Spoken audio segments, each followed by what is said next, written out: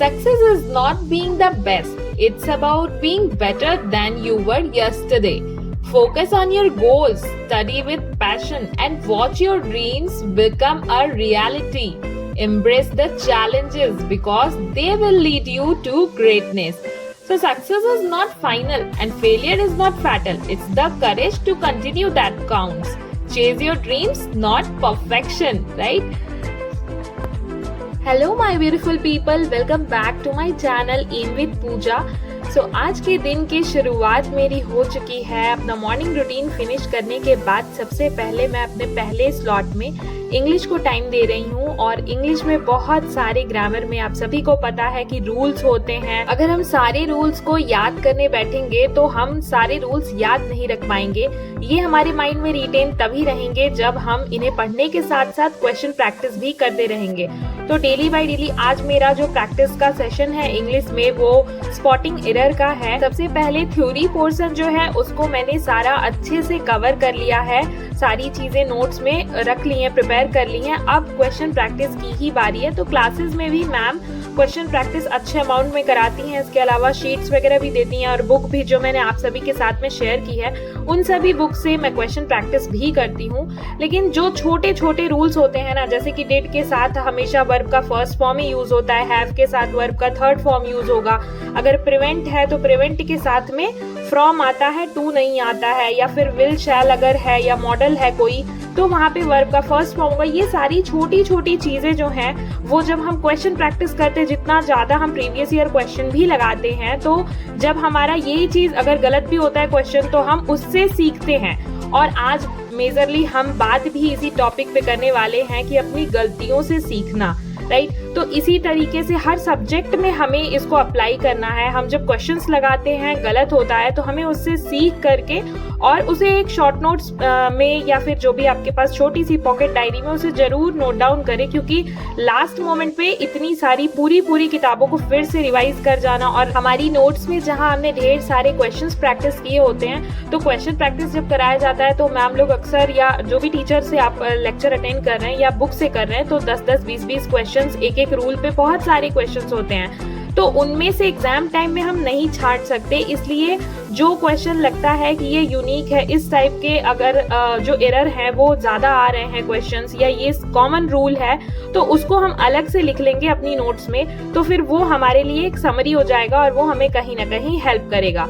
तो आज मैं भी क्वेश्चंस लगाना स्टार्ट कर दी हूँ और मेरा टारगेट, वैसे तो एक क्लास में मैम लगभग 50 क्वेश्चंस राउंड कराती हैं और मेरा टारगेट भी यही है कि एक टॉपिक पे लाइक स्पॉटिंग एरर में मैं कम से कम आज 150 क्वेश्चन जो है वो लगाऊं।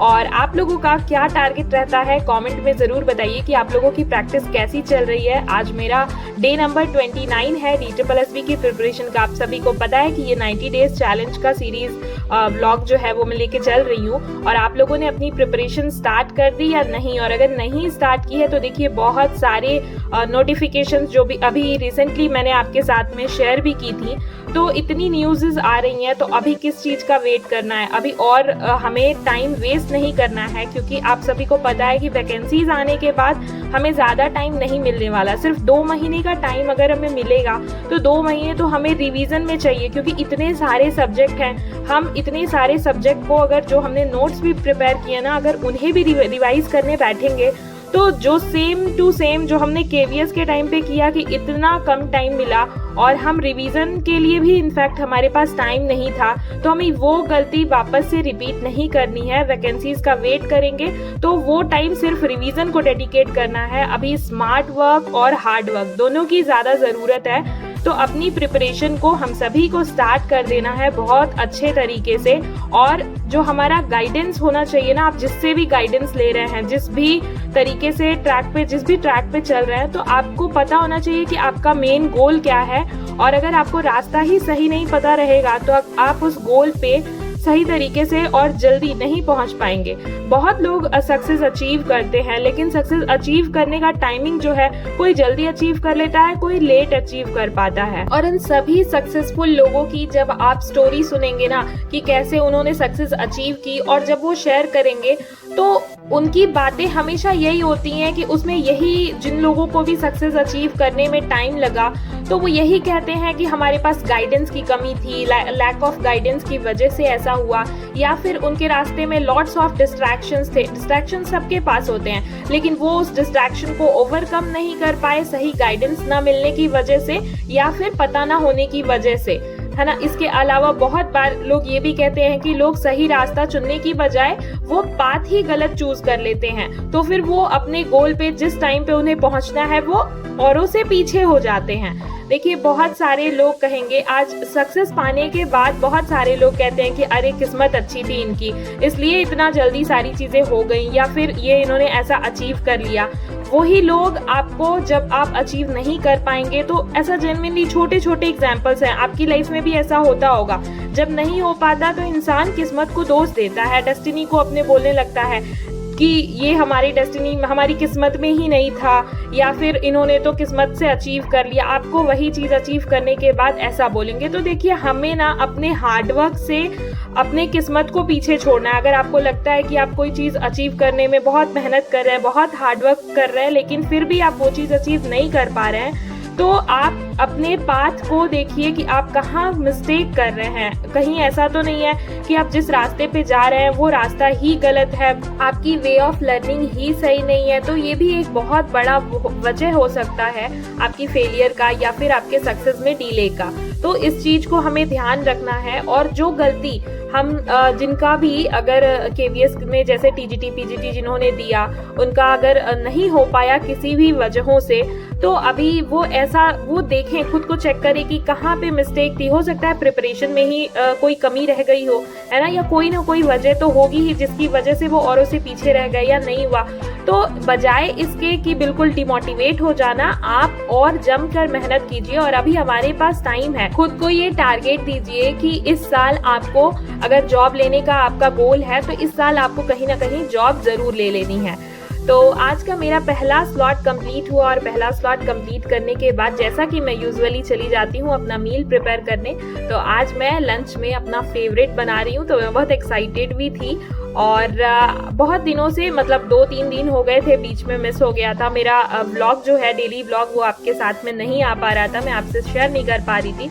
तो 2-3 रीजंस थे एक्चुअली, बहुत सारे, एक तो नोटिफिकेशंस और इतनी सारी चीज़ें, और आप लोगों की रिक्वेस्ट भी आई हुई थी कि सब्जेक्टिव जो भी टीजीटी की प्रिपरेशन कर रहे हैं या पीजीटी की प्रिपरेशन कर रहे हैं, तो पर्टिकुलरली हर सब्जेक्ट का आप लोग ने बुक के लिए बोला था कि इंग्लिश हो गया, एसएसटी हो गया, साइंस हो गया, जो लोग भी प्रिपेयर कर रहे हैं तो उनके लिए बुक रिकमेंड करनी थी। तो मुझे कई सारी वीडियोस उस पर भी बनानी थी, और बीच में आपका जो एकलव्य मॉडल रेजिडेंशियल स्कूल का जो नोटिफिकेशन आया था, और भी ऐसी DSSB से रिलेटेड अपडेट थी, तो एक ही साथ इतने सारे अपडेट्स आ गए थे, तो मैं व्लॉग जो है वो शेयर ही नहीं कर पा रही थी। मतलब कुछ रिकॉर्ड कर रही थी तो कभी एडिटिंग वगैरह नहीं हो पा रही थी, तो ये सारी चीज़ें नहीं हो पा रही थी। तो इसलिए उसके लिए आई एम वेरी सॉरी कि मैं आप लोगों के साथ अपना डेली व्लॉग नहीं शेयर कर पा रही थी। बट मैं पूरी कोशिश करती हूँ, क्योंकि कहीं ना कहीं मुझे भी बहुत अटैचमेंट, और इस काम से मुझे बहुत ज़्यादा कहीं ना कहीं मोटिवेशन भी मिलती है, और मेरा पूरा दिन मैं देखती हूँ कि बिल्कुल शेड्यूल्ड वे में जाता है। मतलब मुझे पता होता है, इट्स जस्ट लाइक कि मैं सुबह उठी और मुझे क्या क्या करना है वो मेरे दिमाग में पहले से फिक्स रहता है, और उसके बाद मैं अपना पूरा दिन उसी तरीके से एंजॉय करती हूँ, और अपने पढ़ाई को भी एंजॉय करती हूँ, काम को भी एंजॉय करती हूँ।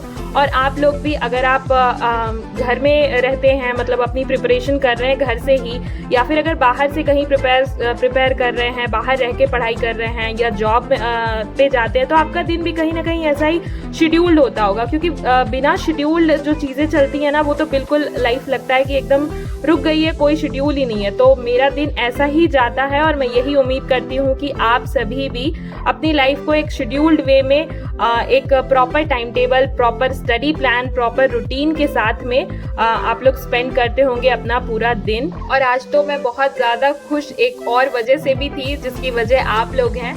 मेरे आज 600 प्लस सब्सक्राइबर हो गए। आई नो कि ये छोटा नंबर है, पर मेरे लिए ये बहुत बड़ा नंबर है। आप सभी को पता है, जब मेरे 50 सब्सक्राइबर थे, मतलब, और उस टाइम पे मतलब एक सब्सक्राइबर जब बढ़ते हैं ना, तो लिटरली ऐसा फील होता है कि मतलब इतनी खुशी होती है। एक सब्सक्राइबर जब बढ़ते हैं, वीडियोस पे लाइक होता है, और मतलब वो वीडियो की रीच अच्छी होती है तो मतलब पूरा दिन वैसे ही बन जाता है। फिर हर चीज़ में ना इतना मन लगता है और इतना अच्छा लगता है। तो I seriously want to thanks to you all, मतलब दिल से बिल्कुल थैंक यू। जो भी मेरे मतलब एक छोटी सी कम्युनिटी या जो भी बोलिए, ये 600 जो नंबर है ना मेरे लिए बहुत बड़ा है और मुझे ये बहुत मोटिवेशन देता है कि मैं कहीं ना कहीं कुछ तो लाइफ में अच्छा अचीव ज़रूर कर लूँगी अपने हार्डवर्क से, या जो भी अगर मेरी डेस्टिनी जैसी भी हो, पर मैं अपने हार्डवर्क से सारी चीज़ों को ओवरकम कर लूँगी और एक दिन ज़रूर कुछ अच्छा करूँगी।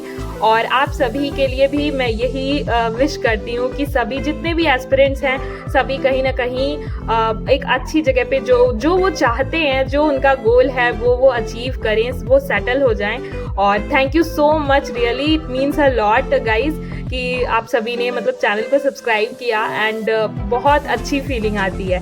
तो चलिए आज मैं आप सभी के साथ में कुछ चीज़ें शेयर करती हूँ जो मैंने अपने मतलब KVS के एग्ज़ाम से, वैसे तो मेरा रिज़ल्ट अभी नहीं आया हुआ है बट फिर भी KVS के एग्ज़ाम से जो कुछ मिस्टेक्स या जो भी कुछ कमियां रह गई उनसे जो चीज़ें मैंने सीखी हैं वो आपके साथ में मैं शेयर करती हूँ। उससे पहले अभी आप देख पा रहे होंगे स्क्रीन पे कि मेरा सेकंड स्लॉट जो है वो स्टार्ट हो गया और अभी मैं क्या पढ़ रही हूँ, अभी मैं ज्योग्राफी पढ़ रही हूँ। खान सर के कोर्स पे ही एक NCERT ज्योग्राफी का उन्होंने फ्री ऑफ कॉस्ट चलाया था। तो आप लोग भी उनके मतलब ऐप पे या फिर किसी भी ऐप पे कोई और प्रोवाइड करता तो मैं कोई उनका प्रमोशन वगैरह ऐसा नहीं कर रही हूँ, बट हाँ मतलब मुझे अच्छा लगा था कहीं से भी अगर फ्री ऑफ कॉस्ट कोई चीज़ मिलती है तो यार डेफिनेटली उसको लेना चाहिए, उसे पढ़ना चाहिए। तो NCERT का कोर्स था, वो शायद कुछ टाइम के लिए ही था, जब भी मैंने तुरंत उसको लॉग इन करके और वहाँ पे मतलब रजिस्ट्रेशन जैसा कुछ करना था तो किया। तो वो एक जो क्लास थी वो फ्री ऑफ कॉस्ट मिल गई थी और वहाँ पे NCERT का जो भी ज्योग्राफी का सेक्शन है वो पूरा सर क्लास करवा रहे हैं। तो अभी मैं अपने इस स्लॉट में वही कवर कर रही हूँ। तो बैक टू द टॉपिक कि DSSP की प्रिपरेशन स्टार्ट करते वक्त या कंटिन्यू करते वक्त कौन कौन सी गलतियां हमें नहीं करनी है या फिर किन चीज़ों का हमें ध्यान रखना है। तो सबसे पहले तो जितने लोगों ने भी KVS का एग्ज़ाम दिया होगा या पहले भी जो भी एग्ज़ाम्स दिए होंगे तो उन ज़रूर कुछ ना कुछ अपनी मिस्टेक्स को आइडेंटिफाई किया होगा। तो उन मिस्टेक्स को सबसे पहले ढूंढिए, आइडेंटिफाई कीजिए और एक्सेप्ट कीजिए। पहला स्टेप जो है वो यही होना चाहिए कि और सिर्फ मतलब मन में ही नहीं, अभी जैसे कि आप अगर वो चीज़ को रियलाइज करने बैठे तो आप एक अपनी पर्सनल डायरी रखिए, वहाँ पे नोट डाउन करिए। डायरी राइटिंग जो होती है ना वो बहुत ज़्यादा अच्छी हैबिट है, वो आपको करनी चाहिए अपने लाइफ में, ज़रूर उसको लाना चाहिए। मैं डेली डायरी राइटिंग तो नहीं कर पाती हूँ, लेकिन हाँ मैं कभी कभी जब मुझे अलग मतलब थोड़ा सा लो फील करती हूँ तो मैं ज़रूर डायरी में जो भी चीज़ें फील करती हूँ वो लिखती हूँ। तो आप सबसे पहले जो भी मिस्टेक्स या जो भी आपको लगता है कि ये गलती मुझसे हुई, कोई और आपको जज करने नहीं आ रहा है, तो आप अपने आप को खुद को देखिए, क्योंकि आपसे बेहतर आपको ना कोई समझ सकता है और ना आपके बारे में कोई उतना अच्छा सोच सकता है। तो सबसे पहले आप उस चीज को नोट डाउन कीजिए एंड आफ्टर दैट अपने जो भी मिस्टेक की है सेकंड स्टेप यही होना चाहिए कि आप उस चीज को एनालाइज कीजिए कि क्या गलती मैंने की थी। आफ्टर दैट उन मिस्टेक्स पे खुद से या फिर आपके जो भी मेंटोर या टीचर जिनसे भी आप पढ़ाई करते हैं, अगर कोई टीचर नहीं है आप सेल्फ स्टडी कर रहे हैं तो जैसे आप मेरा ब्लॉग देखते हैं या फिर किसी से भी जिनसे आप गाइडेंस लेते हैं या फिर वो चीज़ आप शेयर कर सकते हैं, तो आप उनसे वो चीज़ शेयर कीजिए, खुद से एनालाइज कीजिए और साथ ही अपनी स्ट्रैटेजीज, अपनी वीकनेस, जो भी चीज़ें हैं उन पे काम कीजिए ताकि आपको पता चले कि आपका स्टडी प्लान जो भी है वो किस तरीके का होना चाहिए। जो मिस्टेक्स कर रहे थे वो आपके माइंडसेट में क्लियरली सेट हो जाए कि हाँ ये गलतियां आपको फिर से नहीं दोहरानी है, और अपनी प्रिपरेशन को इसी मोटिवेशन के साथ कंटिन्यू कीजिए। सो आई होप आज का ब्लॉग आप सभी को पसंद आया होगा। सो वीडियो को लाइक जरूर कीजिएगा। Thank you so much guys for watching.